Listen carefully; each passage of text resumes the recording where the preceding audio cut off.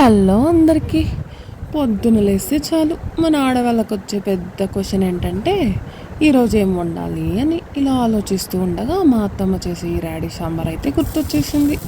ఒక 2 రాడిష్ చేసేసుకొని పీల్ చేసేసుకొని ఒక కప్పు శనగపప్పు వేసుకొని పచ్చి తర్వాత అయితే బాగా వాష్ చేసేసుకొని ఒక 5-6 విజిల్స్ వచ్చేంత వరకు ఉడకబెట్టేసుకోవాలి. తరువాత కొద్దిగా జీలకర్ర, నల్ల ఉద్దిపప్పు, ఒక 4 ఎండుమిరపకాయలు వేసి కొద్దిగా ఆయిల్ వేసి అయితే బాగా రెడ్డిష్ ఫ్రై అయితే చేసుకోవాలి. ఇంకంతే అండి. దీన్నైతే మిక్సీలో వేసేసుకొని కొంచెం పచ్చి కొబ్బరి వేసేసుకొని ఒక 2 టమోటాలు తీసేసుకొని పులుపు కోసం వేసేసుకొని పేస్ట్ పట్టించేసుకోవాలి.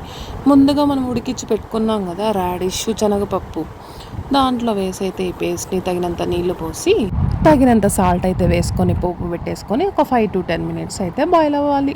అంతే అండి, సాంబార్ అయితే రెడీ అయిపోతుంది. దీన్ని వేడి వేడి అన్నంలో వేసుకొని నెయ్యి వేసుకొని తింటే ఉంటుంది సూపర్. అంతే.